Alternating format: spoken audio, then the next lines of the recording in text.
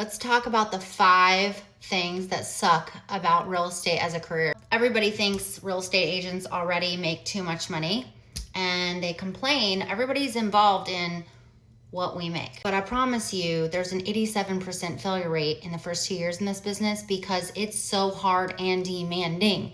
So if we do make any money, people should understand how hard we work. 1, because contracts have deadlines, contracts don't care about holidays, not really.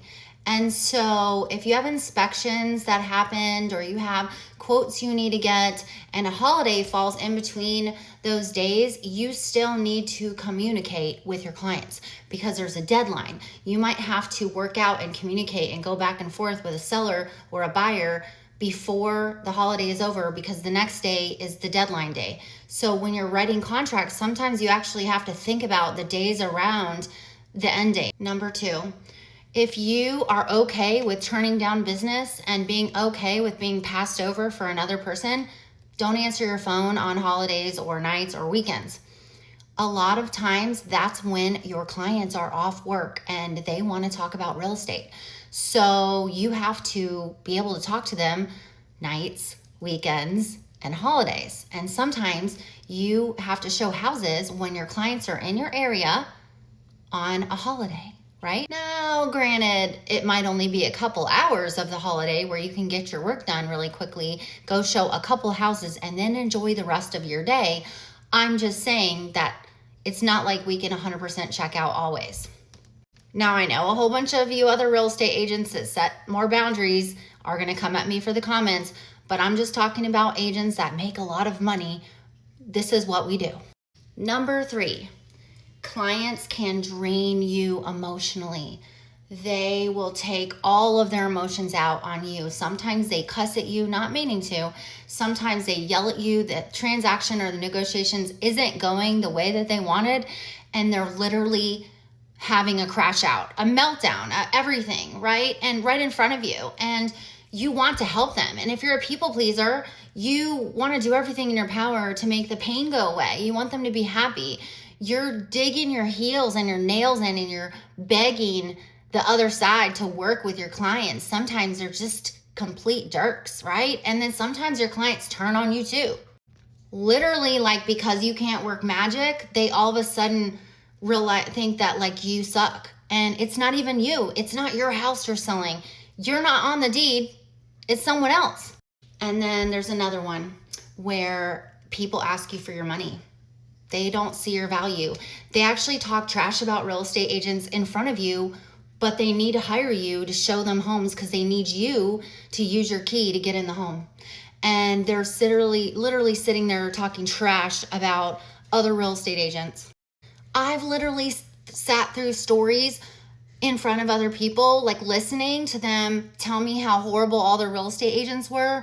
But then they're like, but you're the best, you're the greatest, all this kind of stuff. But deep down, they have already made up their mind. They don't like my people in my profession altogether. They just need me. Like, I'm gatekeeping something that they want.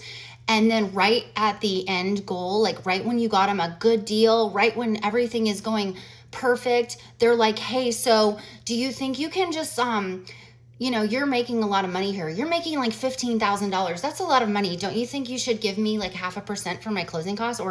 Or the kicker, hey, by the way, my best friend's mom is a real estate agent and she needs to get a referral fee. And I'm like, but wait, she didn't refer you. But look, tell me what to do here. If I don't give it, do I look like a total jerk? I mean, how do we work this here? Seriously. Or like if someone said, my mom's a real estate agent, can you go ahead and give her the referral fee? And we've never talked about the referral the entire time, and I'm now got them under contract. How does that feel to a business owner? So you got to go through like some of these nasty things. It's not fun. And then lastly, it's number 5. I've gone through 8 tires in the last 4 years, nails in my tires from new construction sites where I'm taking clients and I'm going around. Nails and alternators. Somehow I just completely, like tires and alternators, I just go through them so badly. I keep having to trade my car because I put so many miles on it. So I'm spending a ridiculous amount of money getting tires plugged, getting new tires, getting alternators changed out, getting new cars. You know, I don't think the public really thinks about those things, like how much we drive and how much we're meeting you round and round. I mean, you're not the only client. That's another thing. I didn't even mention, this is like a sixth thing. Every client thinks they're your only client. So when they're texting you at 6, 7, 8 o'clock, they're expecting you to respond. Yes, could I make them wait? Yeah, but guess what? At 9 o'clock, they're texting me like, why didn't you text me back? And the next day. And it's all just snowballing. All of the texts from all the people that you're working with is snowballing. And you have to prospect, and you have meetings and showings and all those things. So, I mean, sometimes it's just better to address it right then and there. But like, what if your kids are asking you questions and talking to you, and you're like in your phone, you know, and you just can't. Like, sometimes you can't check out, and you're just so stressed out, and then your clients are like texting you like, when are we going to talk? We need to talk tonight. We need to talk about the inspection report. There's 25 things that are bothering me. And so like, what do? This is our job. This is why we make more money. It's just what you do.